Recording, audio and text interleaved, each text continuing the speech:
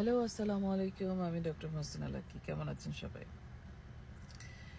শীতকাল শীতকালে কিন্তু আমাদের হজম শক্তি অন্যান্য বছরের অন্যান্য সময়ের থেকে খানিকটা কম থাকে। কম বলতে স্লো থাকে। সেজন্য শীতকালের খাবারের দিকে কিন্তু আমাদের বিশেষ নজর দেওয়া দরকার, স্পেশালি বাচ্চাদের খাবারের প্রতি। সেই বিষয়ে কিছু কথা বলি আজকে।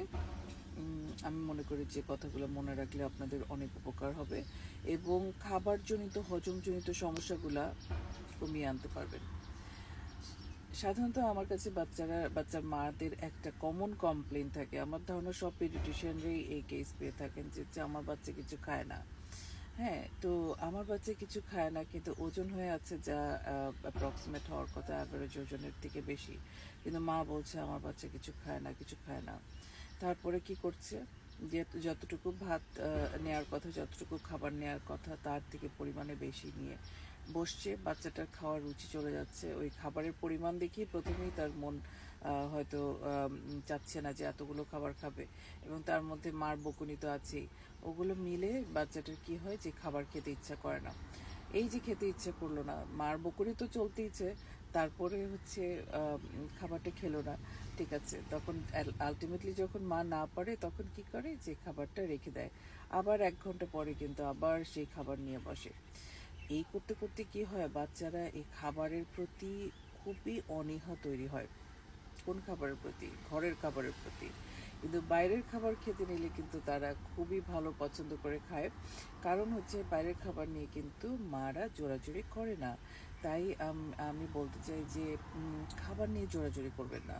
খাবার সবার খুবই প্রয়োজনীয় একটা লাইফের পার্ট, কিন্তু ওই প্রয়োজনীয় পার্টটা যদি এই জোরাজুরির কারণে, অনীহার কারণে অপুষ্টি তৈরি হয়ে যায়, বা অনীহার কারণে যদি বাচ্চারা খেতে না চায়, সেটা আলটিমেটলি কী করবে, বাচ্চার শরীরে অপুষ্টি তৈরি করবে।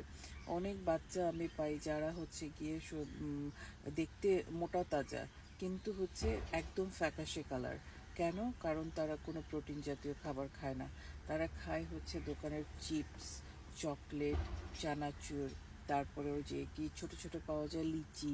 হ্যাঁ, এই ধরনের জিনিসগুলো তারা খুব পছন্দ করে খায়, কিন্তু ঘরের কোনো খাবার তাদের পছন্দ না। এবং খায় হচ্ছে কি গরুর দুধ, মানে দুধ হচ্ছে ফিডারে করে খায়।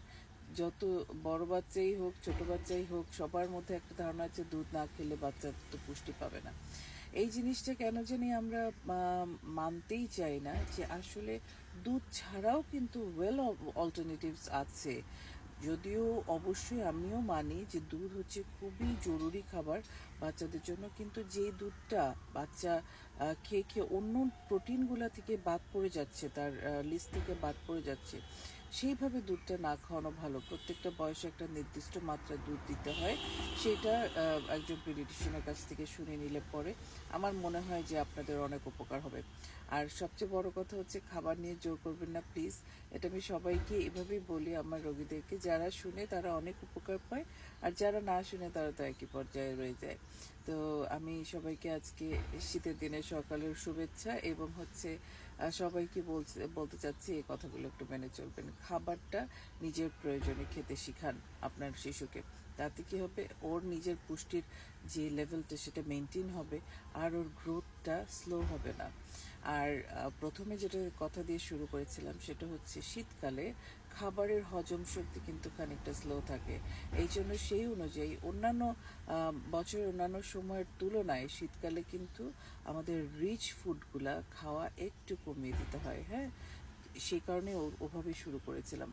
তো এই কথাটা মনে রাখবো যে রিচ ফুডগুলা একটু কম খাবো। অনেকে মনে করে যে আচ্ছা এখন তো হাঁসের মাংস খাওয়া যাবে, হাঁসের মাংস খেলে গা গরম হয়ে যায়, কোনো অসুবিধা নাই যেহেতু ঠান্ডার সময়। অবশ্যই খাওয়া যাবে, কিন্তু পরিমাণ মতো। ঠিক আছে, অনেক ভালো থাকবেন, সুস্থ থাকবেন। খুদা হাফেজ।